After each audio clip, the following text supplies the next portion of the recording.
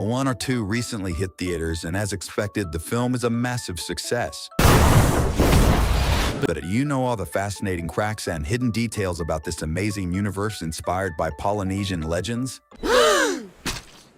One of the coolest aspects of Moana 2 is how the film expands on the mythology of its world by introducing two new gods, Matangi and the movie's main villain, Nalo, the god of storms.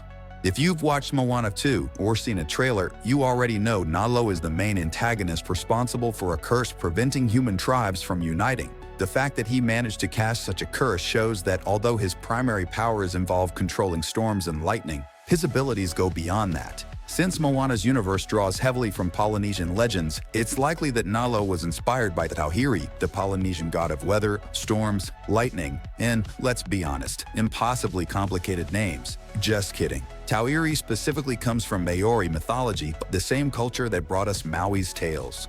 The Polynesian princess's world is truly unique and full of fascinating stories. That's why today we're sharing some fascinating facts and details about Moana. Did you know Moana 2 was never supposed to exist? But this isn't what you might think. Initially, the story we saw in the film was planned for an animated series on Disney+.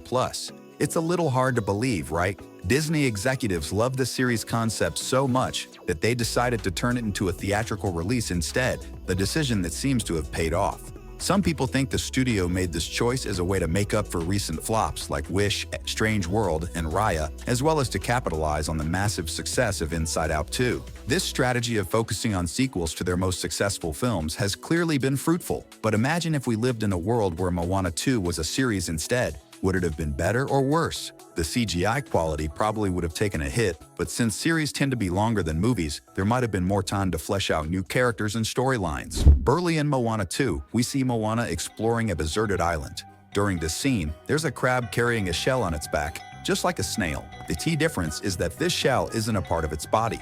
The crab can leave it behind and move into another shell Moana finds. Before you think this is a production mistake or an entirely fictional creature like the Kakamoras, there's a real-life counterpart, hermit crabs. These crabs were discarded mollusk shells or similar items for protection. When they outgrow their current shell, they move on to a bigger one. Exactly what the crab in the film is doing. If shells aren't available, they'd been known to settle for cans or other objects. Did you realize Moana is the only official Disney princess to have a canonical sequel? That's right. You might know that nearly all of Disney's older animated classics had sequels such as The Lion King, Cinderella, Pocahontas, Aladdin, The Little Mermaid, and more. However, none of those sequels are considered canon since they were produced by separate studios contracted by Disney. Plus, they were direct-to-DVD releases and never intended for theaters. As a result, the stories in those films don't really happen. They're essentially alternate universe tales. But Moana 2 is a completely different story, as it was developed in-house by Disney and made for a theatrical release.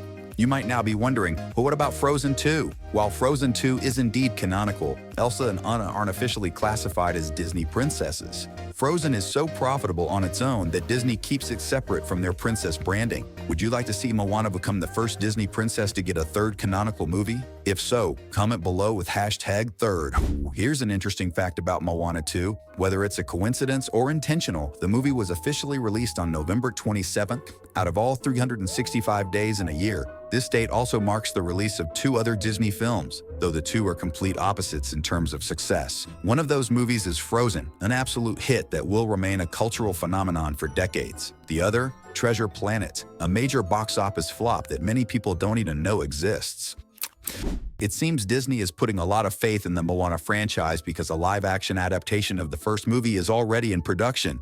We even know what Dwayne "The Rock" Johnson will look like as Maui. To enhance his size and replicate all the tattoos of the demigod without requiring hours of body painting every day, he'll wear an incredibly realistic costume. The Rock was chosen for this role because he voiced Maui in both Moana animations. This makes him the first actor in Disney history to reprise their animated role in the live-action adaptation with a physical appearance.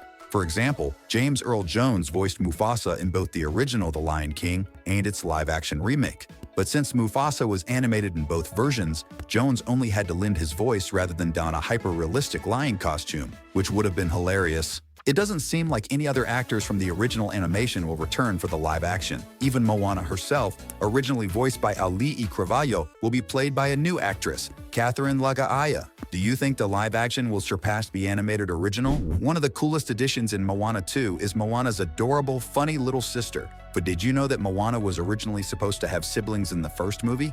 That's right, in the initial plans, Moana was going to be the youngest in the family of 10 children. Yep, she was going to have 9 siblings. This would have been fun to see, especially since there are concept art showing the unique designs of each sibling. It's likely the idea was scrapped because it would have been impossible to fully explore so many characters in one movie. Thankfully, they revived part of this concept by giving Moana a little sister, Samea, in the sequel. Do you think her parents can manage 8 more kids by a potential third movie? Another scrapped idea relates to Heihei, the crazy chicken who accompanies Moana on her adventures. Heihei is known for being completely unhinged and constantly getting himself into dangerous situations. But things could have been very different. During the early stages of development for the first film, Heihei had a totally different personality. Originally, he was supposed to be a serious rooster, sent by Chief Tui to keep an eye on Moana and protect her, basically acting as her bodyguard. This is incredibly ironic, considering that the Heihei we know is a chicken who can't protect anyone. In fact, everyone else constantly had to protect him. Can you imagine if they hadn't changed his character? He might have been intimidating enough to scare Pua, and maybe even Maui. And if you don't want to be humiliated by Old Testament Heihei, you better hit that subscribe button. Not only will you dodge an angry chicken, but you'll also get daily content about your favorite animated movies and shows. Speaking of Heihei, there's something pretty funny about him and Pua, Moana's adorable pig. In the new movie, 3 years have passed since Moana and Maui saved the ocean. To show this time jump, the animators made Moana look more mature and added small details to highlight the passage of time. For example, Pua now has a tiny boar tusk. But here's the question. Why is Pua only starting to age now? He's been with Moana since she was very young, and he looked the same age in the first film as he does in the present. So why wasn't he aging before? Or could it be that the Pua we see when Moana was younger was a different pig entirely? If that's the case, this new Pua might want to tread carefully, especially since the people of Mount Nui, including Moana herself, seem to love pork. The odd thing is that Heihei, looking exactly the same age, is shown interacting with a young Moana in a flashback. In this memory, Moana seems to be about 5 years old, yet in the rest of Moana 1, she's 16, and in the sequel, she's in her 20s. Chickens typically live for about 10 years, so Heihei should have been elderly in the first movie and likely would have passed away before the second. And it's hard to argue that a rooster in the flashback was a different one. There's no other chicken as weird as Heihei in Mount Nui. So could it be that certain animals in this universe are somehow immune to aging until a specific moment? Or maybe both Pua and Heihei are divine beings in disguise? What? Remember Tamatoa, the giant crab who gave us one of the best scenes in the first movie? Well, he's back in the post-credit scene of Moana 2 and hints at returning in a potential Moana 3 to exact revenge on Moana and Maui. After his defeat, Tamatoa doesn't seem to be doing so well. He's lost all the treasures he once carried on his shell and now gets by with bones and random junk. This makes sense because he's a decorator crab, a real-life species that sticks things like algae, coral, and sponges onto their shells. Since Tamatoa no longer has access to treasures, he started covering himself with the bones. It's practically a biological need for him to stick items onto his shell. Wouldn't it be great if he joined even more animated projects in the future? That's all for now, but we've got 2 amazing videos waiting on your screen. Click on one to keep the fun going. Thanks for watching, and see you next time.